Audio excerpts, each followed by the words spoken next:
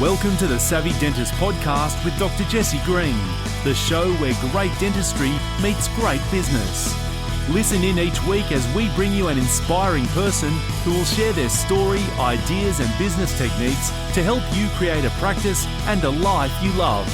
And now introducing your host, Dr. Jesse Green. Welcome back to the Savvy Dentist podcast, the show where great dentistry does indeed meet great business. It is episode 150 today. Woohoo! Thank you so much for being part of our journey. It's always wonderful to come through to your earbuds. And this week we are going to be having a conversation about doing the work, paying the price for success in not just dentistry, but of course in business as well. And what we're going to be talking about is really giving everyone some thoughts and ideas about how to make the most out of their practice so that you can create a life that you love. And that's really obviously our focus. That's our emphasis, and business is a huge part of that. Now, before we get into our conversation, our guest today is Tyson Franklin, who is a repeat offender. He's been on our show a few times, and he's now a three-peater. We're going to be diving into some of the lessons he's learned about doing the work and paying the price and building an epically good business. Before we do get into that conversation, just a couple of public service announcements. We've created some tremendous resources for our community of listeners, and I'd love to just let you know about those. If you are on an Android or an Apple phone, please head across to your app store of choice and download the Savvy Dentist app. It's there for you. It's got tons of resources there. It's got the podcast, it's got blogs, and we're going to be putting a heap more stuff through that platform. So head across and download that. It's there for you guys. It's free, of course. And secondarily is the Savvy Dentist Facebook group, which is the sister group to this particular podcast. And in that group, we do some training, we release some videos, we've got tools, tips and so on, and head across. There'll be stuff there for you, and we can continue the conversation, of course. But for now, Tyson Franklin, Dr. T, welcome to the show. Good morning, Jesse. Even though we're recording this morning and we're live in front of each other, which is unusual. I'm so used to being on a computer screen talking to somebody else. So this is actually good dynamics, actually having a person right in front of you. I know, because now I just get the giggles and start smirking before we even start. I know. And we can do gestures at each other that people can't see. I know. That's just really weird. And episode 150, congratulations. That's a huge milestone in the podcasting world. So I tip my hat. If I had one, I'd tip my hat to you. Thank you very much, mate. I appreciate that. It's been a good journey. It's been lots of fun. And you're really grateful for the fact that the podcast has been embraced by the dental community and it seems to add some value with a bit of luck, and that's really what we want to do, is just to try and enrich the lives of the audience. So with a bit of luck, we can do a bit more of that today. So, mate, we are going to be talking a bit about paying the price. So we went for an early morning stroll this morning around Lake Burley Griffin, and we were watching the sunrise. So it was a bit early, ladies and gents, which is an unusual thing for me. I'm not normally out of bed that early, but anyway, you do what you do. And so we were talking and having a discussion about the fact that when you go into a profession and when you transition from being an employee type person or I guess an associate dentist in this case into ownership, there's different levels of learning, there's different levels of journey. And one of the things that we spoke about this morning was that there's seemingly an easy, in inverted commas, path. And this feels really weird because this is, of course, an audio program and I'm doing air quotes as I'm speaking, but there seems to be an easy path, and that seems to be the path that looks appealing, looks attractive. But I'm wondering, in your case, did the easy path in your practice work out, and what was your journey like? Okay, I think part of the problem is, I think even as a new graduate, you want everything now. Like you see people that have been in the profession 10, 15 years ahead of you, and you see whether it's the practice they've got, the lifestyle they've got, and you think, well, that must have come really easy, so therefore I'm smarter, so therefore I should be able to do it a lot quicker. And I think the first 10 years of my career, while I was trying to do everything quick, the quicker I was trying to do everything, the deeper hole I kept digging myself into. I would go and buy the nicer car because I'm a professional. I'm making pretty good money, so therefore I should have a more expensive car. I couldn't afford it, but I bought it. And so you sort of just get in this spiral of a bit of your debt.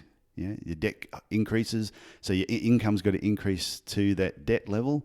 And so it's just multiple mistakes.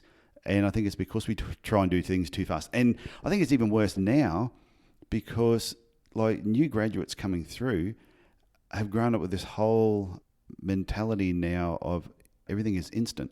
So my daughter, for example, is 14. She doesn't know what film is. She's never seen film. We went to as in photography film. Yeah, like we went to, it was a couple of years ago, Ravenshoe Historical Village. And it's a great day out if you're up in North Queensland, in the Tablelands. And they had an old Kodak store there. So it showed the old film and how they do it. And they had some film there. And my daughter said, what's that stuff with funny little pictures? They were like, when you used to get the negatives. She goes, what's that? I said, that's a negative. I said, years ago, we used to actually have to put a roll of film in, wait 2 weeks to get the photos back, a roll of 24, and you find out you had the lens cap on for 4 of them, your thumb was over at the other, half the people blinked. So out of 24 photos, and it used to cost you, this is like over 30 years ago, it was like $18 to get a roll of 24 film done, and only about 4 of those photos ended up being any good. Yeah. And that was the life, that was how we grew up. That it was like delayed gratification, and it wasn't always gratifying at the end. It's like, totally. You just reminded me of actually when I was a high school student. I remember going on a trip to Indonesia, and I came back with, I don't know, countless rolls of film to be developed, which cost my poor father a fortune.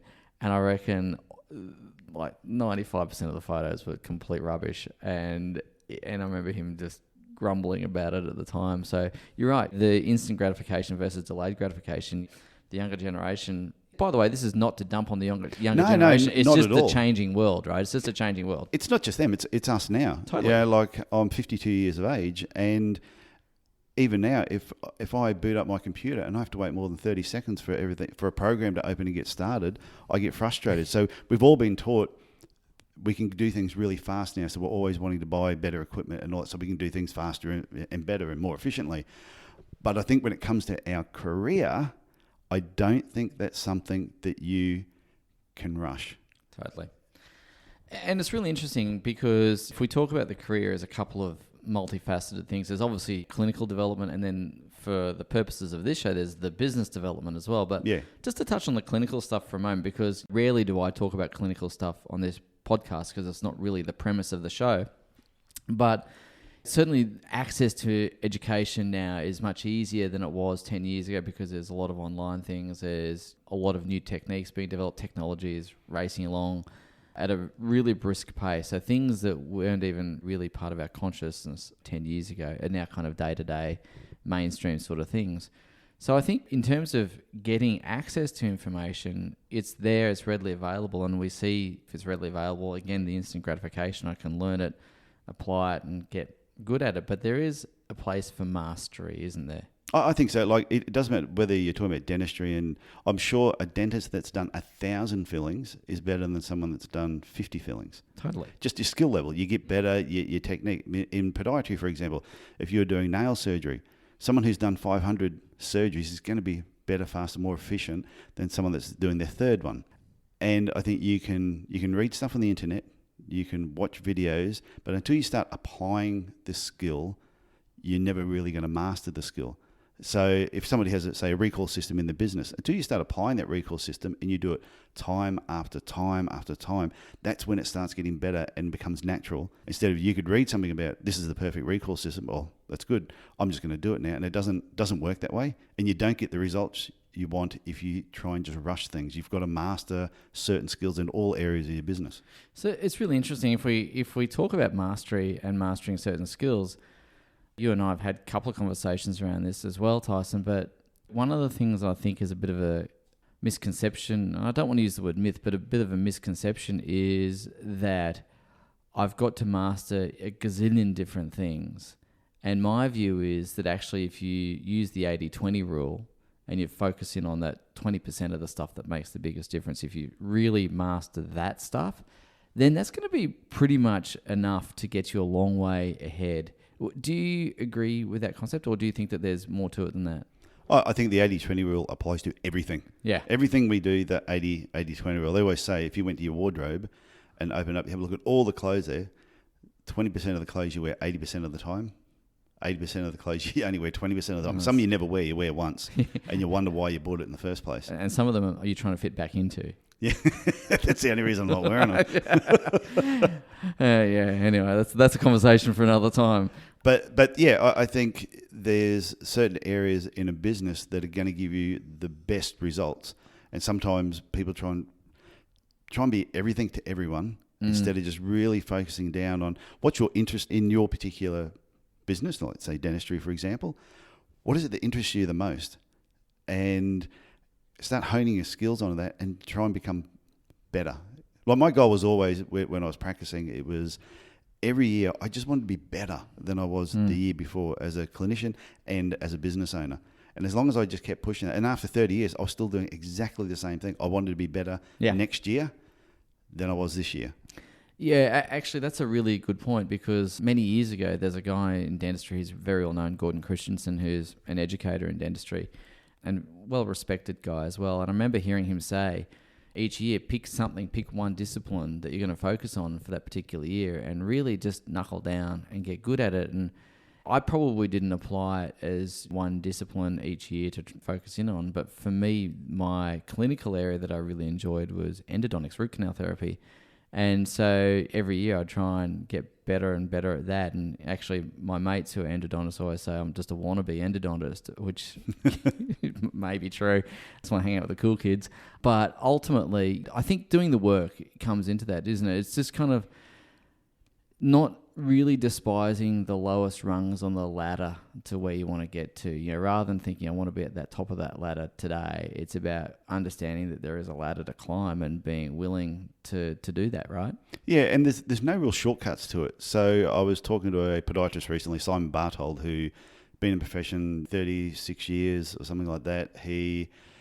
If you mention his name in the profession, everybody knows who he is. He, when it comes to running, shoes and biomechanics, he is like one of the best, if not the best in the world. And when I was talking to him recently, and he said, you've got to do the time.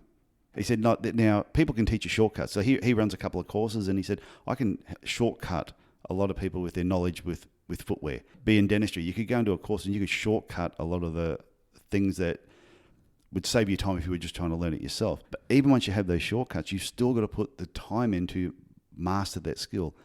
And it's a constant learning curve. But I love that idea, though, about picking one thing and getting good. In your business, for example, you'll talk to people and they go, oh, I want to get better at Facebook, Instagram. I want to do more videos. How do you use audio? And you go, pick one thing. Next year, why don't you make it, I'm going to start shooting videos for my dental practice that I'll use on social media or whatever platform you want, and get really good at it. Learn how to get the sound right. Make sure the lighting is right. Are you going to have cue cards that keeps you going, or are you going to go and hesitate during it? If you want to do the editing, learn how to edit the videos. There's so many aspects of creating a really good video that you could spend a whole year on it just getting really good. Or you don't have to be an actual master in it. You just need to be better than most. Totally. And it's just by putting more work in than most. And I think that's the thing. Yeah, next year I want to try and get good at audio. We're both here holding microphones. I want to get better audio as well. Yeah. But interestingly, I think that's a really important thing, because when you develop a deep knowledge and you apply yourself to mastery of that particular skill set, let's just transition into the business of dentistry for a moment. As you say, it could be shooting videos. It could be understanding something as simple as having an awesome recall system, and really dialing in on that for maybe a year or whatever it happens to be. But once you master that, then you build your knowledge base, you build your skill set, and you build your competence to a point where you can identify very quickly when something's not quite right. You don't need to dive through all the little details, because you've done it so often that there's this muscle memory, if you will. Oh, definitely. About how it looks and how it should look, so you can spot it when it's not quite right. So in your business, mate, and in the work that you've done with your practices, and just for reference, I should actually have mentioned this at the outset. This is why I want to get good at audio. Tyson, you've run and started over 20, nearly 30 podiatry practices. You've scaled those up and down the east coast of Australia. I think at one point you had 6 or 7 practices, 1,800 kilometres apart. Yeah, I had five practices at one time that were like 1,800 kilometres apart. And when you start doing that, you need to have good systems. Totally. Because right. you can't always be there. Absolutely, you can't be. So it's a true business. We're not talking about self-employment, and we're not talking about being hands-on podiatrist forever and a day or a hands-on dentist for a day. So as you've gone through that scaling process, what have been the key, if we're looking at the 80-20 rule around that, and someone listening to this podcast saying, I get the fact that I need to do the work, I know I need to do some mastery, but can you give me some pointers about where I should focus my energy? From a business perspective, where do you think people should focus their energy? Systems. Systems is a really, really important thing. And when I talk about systems, it's not just how you do one particular procedure. To me, there should be systems in place, and you should think about from the time a patient drives into your car park till the time they leave. There should be a system that follows everything. There's nothing that can't have a system or a framework or some type of thing that explains how you do things. And when I had my clinic in Mackay, when I sold it, I hadn't actually been to that business for 14 months. Up until selling it, and it was making more money at the time when I was selling it than it was 14 months before then, and I hadn't even been in there. Yeah. That's how well everything ran. And when you have really good systems, the other part too, you need to have really good critical drivers. What are the key things in the business that tell you that the business is going well or isn't going well? So when I had my practice on the Sunshine Coast, I could look at things and go, I need to visit because I can tell certain things are not performing as well as what they were. Mackay, the reason I didn't go back there because everything was going so well. I thought, why go down there and bugger it up? Yeah, totally. It was running fine. They're sending me the figures. I'm looking at the patient, new patients coming in, conversion rates, numbers of bookings, how many people are pre-booked, and when you take all that into account, you go tick, tick, tick, tick. Don't go down there. Yeah, don't touch it. Yeah, give them a phone call every now and then. I go down for the Christmas party. Yep. Got to do that. It's a surprise. Yeah, go down for the Christmas party, and they always knew you were there. But I didn't need to be there because everything was running so well. Okay, so if someone listening to this podcast and go, okay, I'm going to really hone in on my systems because that's an area I want to really master in my practice. And again, not all systems are created equally. Yeah. So what would be from your perspective, to create that scaled enterprise, which is really all about the work that we do at Savvy Dentists, about creating a scaled enterprise, transitioning from business operatorship, where it's key person dependent, to a true business, which is leveraged through systems and creating scale. So what would be the key systems in place, do you think, that you used to help you be remote and to have a business that actually ran without you? Well, like to me, the first system I think that everybody should be working on from day dot is your customer or patient induction system. Yeah. How, from the time that person walks into your practice to how they're greeted to eventually seeing the practitioner, that is a really, really important. How you answer the phone. Yep. How you make an appointment, how they're greeted. That sets up it doesn't matter what else you do in your business. If you get that wrong right from the start, the trust isn't there. When you walk into a place and it just doesn't feel right, or you walk up to a counter and they're on the phone talking, and they know you're standing there and they can't even look up and acknowledge you, and you're going, okay, now, and 60 seconds to someone standing at a counter feels like 10 minutes. Yeah, it's an eternity. Yeah, whereas it might be the person on the phone, I only let you wait a minute. So to me, that's the first thing, is making sure you have that right. But then there needs to be really, really good communication between support staff and the support staff, the practitioners working there, and the business owners. That you need to have things set up so that they can communicate really well and everybody knows what everybody else is doing. Okay. So let's just come back to the induction process for a second, because I think, as you said, that's really, really critical, because the way you start, hopefully will set Well, can I tell you something we used to do? I used to make the receptionist once a week go and sit in the waiting chairs in the reception area. I'd say, sit there for 10 minutes once a week. And they go, why? I go, sit there and see what can the patient see that you cannot see? Totally. See the big cobweb up behind the back of your head there on the wall? So that tells us that we don't care. Yeah, well, we don't clean. So if we're not cleaning there, where else we're not cleaning? Yeah, right? see where there's a bit of paper that's underneath the desk that you haven't seen, that's been sitting, because you don't see it from their point of view. Have a look at the magazines. Are there anything? If there's a dog-eared magazine, it shouldn't be in our reception area. It should be gone. If there's anything that's more than a year old there, it should be gone. So there's all these little attention to detail. And because I think if you can show just in that reception area, in the waiting room, that you really care about the patient and your attention to detail, how good is your work then behind the scenes? Would be even better. Yeah, totally. And again, this is the thing, coming back to doing the work, right? This requires specific intent. It requires some work, and it requires really focusing and dialing in on that. So coming back to that induction process then, having the receptionist sit in that particular chair in the waiting room, I think, by the way, is an excellent tip. So, ladies and gents, if you get nothing else out of this. Yeah, if that's the only tip you get today, use that one. Use that one, exactly, right? There's a little drop of gold right there. But coming back to the induction process, what happened after the induction? Because, again, you want to make sure that that first experience leads to another really positive experience and so on and so forth. So you're stacking positive upon positive upon positive, and that's where your systems come in, right? Because it doesn't happen by accident. So what's that next system that's most critical in your practice? The next step for us was when the practitioner walked out and greeted the patient, and they said, "Hi, how you doing? I'm Tyson. Yeah, I'll be seeing you today," and I'd take them into the room. Now, it might be different in dentistry. It doesn't matter who's greeting the patient, bring them in. They need to introduce themselves, big smile on their face, and bring them into that room. And that's the next contact they're having with somebody in your business. So they're at the front, great experience with you with the front desk. Whoever greets them next, so whether it was a podiatrist, a dentist, or whether it was one of the assistants, that next meeting is critical. And the other part too is, as they're walking through your business, and do the same thing yourself. Put yourself in the patient's shoes. Walk through your business at different times and listen to the conversations that are going on around you. What can you smell? What can you see? What can you hear? I'm not saying don't taste the wall or anything like that, but just because sometimes I could walk down the room and all of a sudden I could hear one of the podiatrists on their mobile phone, for example, talking to one of their friends, and it's that loud.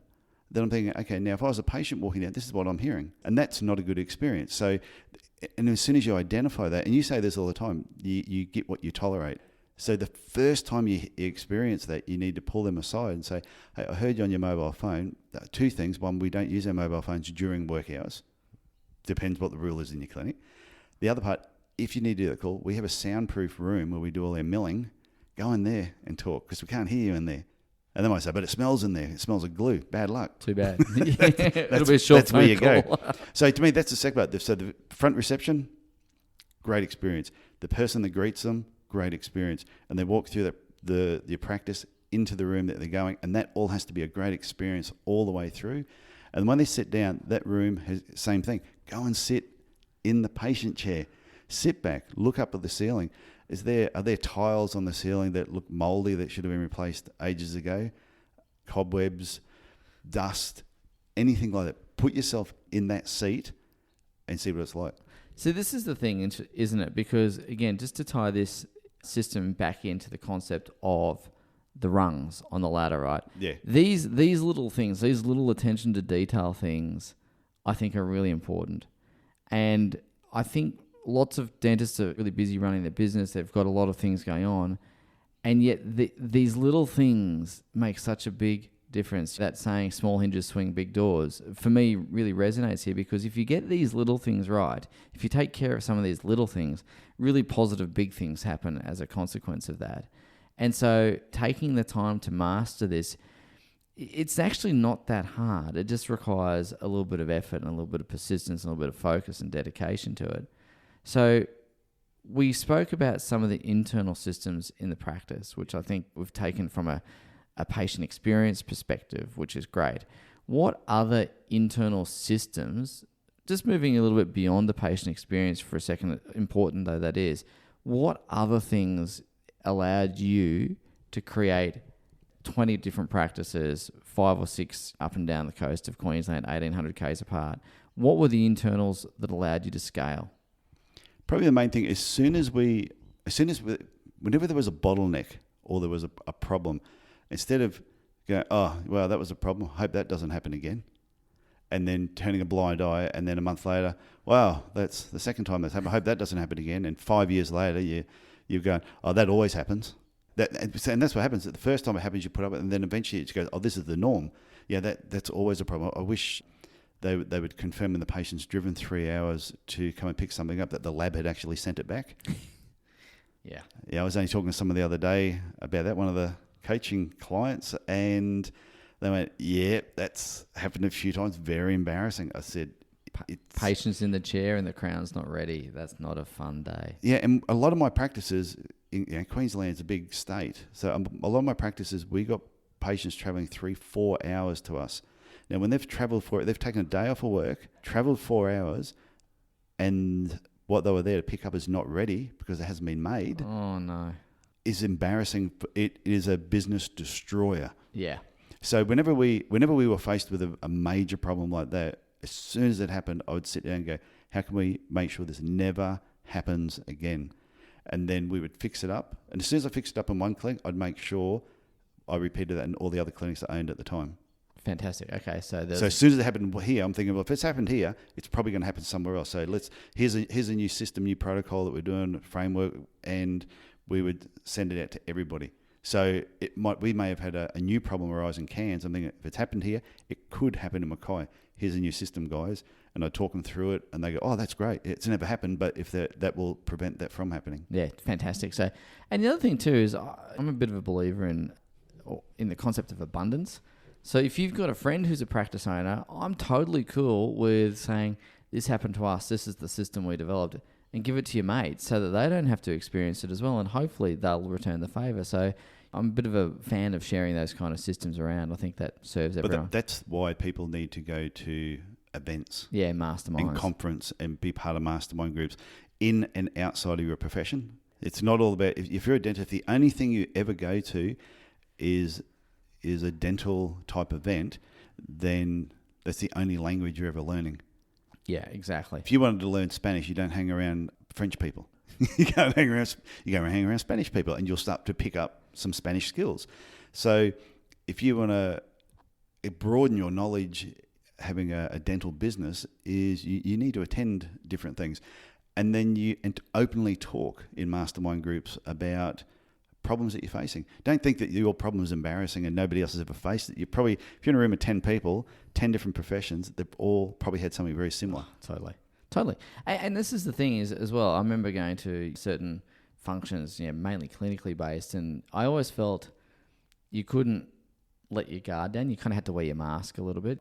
Oh yes, there I was on Friday night taking this particular wisdom tooth out. It was really hard, but got it with the flick of the wrist kind of routine. Everyone felt like they had to perform. So I think what I'm hearing you say, and what I really appreciate about going to masterminds and the ones that we run, is where you can actually leave that mask at the door and say, this is what's really going on. This is the good, the bad, and the ugly. And here's what I've learned as a result of that. And so that a rising tide does indeed lift all ships. So for the audience listening, I'd really encourage you to get out and about, and as Tyson said, attend events, not just within dentistry. Go and check out, if you want to learn how to shoot a video, like we were talking about earlier in the show, go and hang out with videographers, go and hang out with people who know how to do that. And when we were walking around the lake this morning, we spoke about learning some of these things and being willing to put the hours in without expecting to be paid. Oh, big time. That's the huge thing. And I find I can use my own children as examples, but sometimes they're not here to defend themselves. They're not here to defend themselves. But my son's also a podiatrist. Yep. So and I've watched whose name is also Tyson. It's also Tyson. It can get very confusing. But I've seen him go through podiatry, and now he's like his third year of practice, and I can see not frustration, but I can see him wanting everything now, and you've got to be prepared to sometimes put in hours and years into something and not be paid for it just to learn the skill. So can you tell me a bit about when we were walking this morning, yeah, the podiatrist you just had on your podcast? Yeah. This is my Podiatry Legends podcast. Yeah. So if you want to broaden your knowledge, head across the Podiatry Legends. Shameless plug. Yeah, sorry about that. That's all good. So it's a good show. So Simon Barthold was the guest. It's going to be episode 4, and what he was talking about was when he graduated from podiatry, biomechanics was not part of the course. But he always had a really keen interest in sports. So when he graduated, all of a sudden, if you wanted to learn more about biomechanics, you had to go and do private courses outside of that. And there were 3 podiatrists from America who used to come over on these really expensive courses, and he used to pay, go along to them, started learning about biomechanics. Then he wanted to apply some of that. So he offered his time at the local AFL club in Adelaide. And so he did that for a couple of years, and that led to him working with a more senior team, which then led him to working for the main major teams in Adelaide. And not paid, right? He did this for 15 years and did not get paid a cent. But what he said, one day he was bagging football boots, just saying, footy boots are just the worst things ever made, crap. And at the time, the team was sponsored by ASICS. And he's just bagging the crap. He's writing blogs about how bad their shoes are. Just, these are rubbish. So now he's got 15 years of experience behind him. He has been studying sports medicine, biomechanics, and had a pretty good name for himself. ASICS approached him and said, "We're sick of you bagging our shoes." And he goes, "Well, they're crap." I'm sorry, but if they weren't rubbish, I wouldn't be bagging them. He said, "Well, if you think you can design and do something better, we'd like you to come and work for us." And that led to a 20-year relationship with ASICS. Now, after working for ASICS for 20 years, then he sort of parted ways with them and started doing a few of his own things, and he's doing a lot of private teaching. Salomon Footwear contacted him and said, "We want you to come to France. We want to have a meeting with you." And he went, "Well, I'm going to be in Manchester speaking at this conference." And he said, "If you want to fly me over, put me up, pay for all that," he said, "Yeah, I'll come over and talk to you." So he went over. They said, "Have a look at these 3 shoes that were on top." He looked at them. I won't say exactly how he described them. And they said, "Family show." Yeah, family show. And they were 3 running shoes that they were trying to design. And he said, "Just give us a quick summary on what you think of them." He said, "These shoes are," and he told them what they were like. Yep. And they went, "Yeah, we actually think the same thing." Oops. We were wondering, will you come and work for us? Unlimited budget, but you got to live here in France. We'll pay for everything. You can pay yourself whatever you think you're worth, and there's no limit on the budget. And that's what he's been doing for the last 4 years in France, and he's only just moved back to Australia. Now, that goes all the way back to that 15 years that he did for nothing. He didn't ask to be paid, but he said, you cannot put a price on the experience he earned that he got through that. He said, you couldn't pay enough money to learn what he learned in that 15 years. It was amazing. So I really like that. And the interesting thing that's around that, and to probably really misquote Steve Jobs' commencement address at, I think it's Stanford, is you can only join the dots looking backwards. You can't join the dots looking forward. And it's the same thing. That's a good quote. Yeah, I might claim it as my own, but it's not. It's definitely Steve Jobs. And it's the same thing, because when he was dropping out of college to go and study calligraphy and learn about fonts, who knew where that would take him? I mean, it wasn't apparent at that time that he was going to develop fonts for Apple. And equally the same with your guest on the Podiatry Legends podcast, then you never know where that's going to end up. So my plea to the audience is to invest in yourself, to learn those skills, develop those skills, knowing that the reward may not come immediately, but it will absolutely be building your skill set, your knowledge base, and equipping you for great things down the track. When I was starting off in business, I had my first business when I was 17. And when I was still a Navy dentist, I read a book called Rich Dad, Poor Dad, which now seems like a really quaint book, but at the time it was a really big thing. I spent the day with Robert Kiyosaki. Did I tell you that? No. Oh, I'll tell you about that later. All right. But it was one of those books, one of those rare books that I can say really changed my life. It changed my thinking about lots of things. And at the time, it was quite revolutionary. Now it seems a bit old-fashioned. Oh, it was a great book at the time. At the time, I remember reading it and just went, that was an amazing book, which is how I ended up spending a day with him. Yeah. Well, in that book, he said, if you want to be successful in business, no matter what business it is, you're going to need to learn to sell. And I took that to heart. I'm quite literal sometimes. I'm like, I better learn to sell. And so, I went about learning how to sell by going door to door, literally selling pots and pans and other things, doing network marketing, things like that, because I wanted to learn that skill set. I made 2/5 of bugger all in terms of money, but gee whiz, I learned that skill set pretty well, and it's served me well moving into the future. Now, that's just a small example. It's nothing quite as impressive as your podiatrist friend, nor as impressive as Steve Jobs, of course. But my point being is you just don't know where that road's going to lead you. And I think coming back to the expertise development, whether it's clinical or business, focusing in on one particular area. Now, it might not seem like you're getting lots of traction, but you're definitely building a knowledge base and a skill set. So coming back to whether it's mastering videos, to use that example again, you'll get better and better and you'll have a good impact on your business. But there might be a place for you to say, hey, I'm going to teach someone else how to do practice videos. Well, that's what Simon was talking about. He said, if there's certain areas in your profession that you enjoy, there's certain parts of it that you really like, or there's an area that you want to know more about, he said, just start studying it and going to events and talking to people. What you want to do is just become better than the average person or the average dentist that's doing that particular thing. Isn't it? When you start knowing more about it than the average person or the average dentist, you will then get invited to talk about it because you know more than the average person because you put in the time and effort. Now, don't expect to be paid, but just do it because all of a sudden your profile starts to get built up. He said, and then from a local event, you might get invited to a state event, to a national event, to an international event. So he said to me, he's spoken in 42 countries. He's been to 4 Olympic Games, and he's just all these accolades. And I just said to him, I said, how does your head still fit through the door? And he's going, it surprises you, wouldn't it? That it still does. But he said, he goes, I don't actually even think about all the things I've done until I actually look back at what I've done and where it all started. And he said, I cannot emphasize enough, put in the time. Put in the time, learn the skills.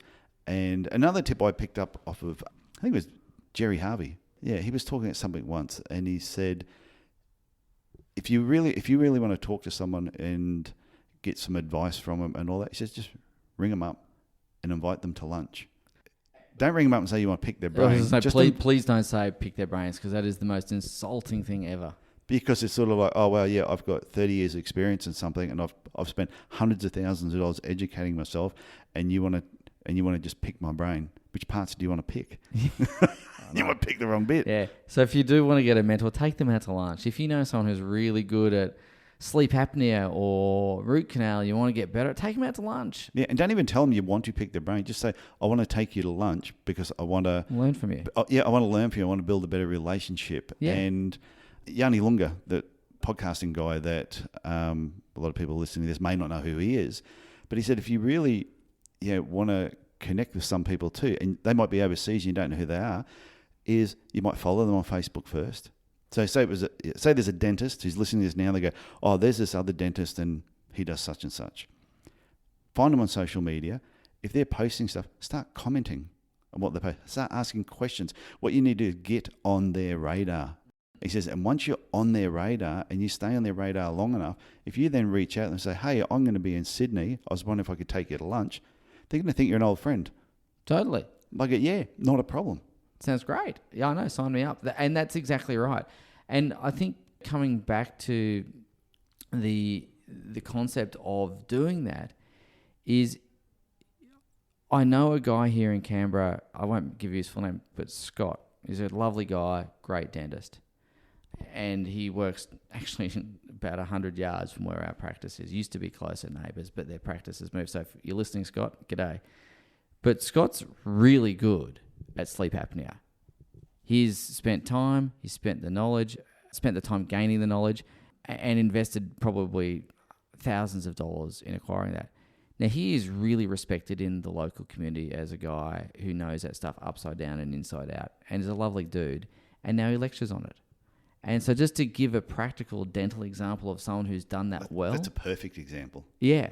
Like, it's totally doable. And so there's people doing this all over the place, and there's no reason that others couldn't too. But even if you don't want to go and teach it, it's still just go and get better at it, because then you'll be known for that. You'll attract patients for that. If you're an associate, you'll be very valuable to your practice, and you might be able to negotiate from a stronger position. So there's lots of good reasons to do it, even if you don't want to go off and be Instagram famous, so to speak. So, but just getting better at it. And on top of that, it's part of building your brand. It's totally. It's part of building your brand. Like there's a brand for your business and there's a brand for you personally. And there's nothing saying that you could have an absolute cracking business that down the track you sell it, but you want to go and do some other things, and you've got your own brand, and that brand actually follows you and goes around with you. And I never realised. I've had a lot of guests that I've spoken to about branding, And it's more than just a logo and colours and fonts and all that. There's just so much emotional part connected to it. And I think when it comes to learning new skills, pick a few skills that you love and then start building a brand for yourself around that. Totally. Mate, we've covered a fair bit of territory. We've covered heaps. 150. Thank you. It's like I said, it's a milestone that a lot of podcasters never, ever get to. Nor Australian cricketers at this point. Oh, sorry, the Australian cricket team. It's just sad. That's funny. Anyway, mate, you're a champ. Love your work. This has been fun, and I always enjoy talking to you. And I'm a three-peat, so you're that's a three-peat. great. Yeah, I know, repeat offender. Yes, that is fantastic. I know. We'll have to go for 4 or 5. We'll have to see what we go. see if people get sick of listening to me talk. Nah, never. All right, mate. Thanks again. You're a champ. Okay, thanks, Jesse. Bye, mate. Thank you for listening to the Savvy Dentist podcast with Dr. Jesse Green. For more free tools and resources, join the free Facebook group. Visit drjessegreen.com/Facebook. And for more episodes, visit drjessegreen.com/savvydentist.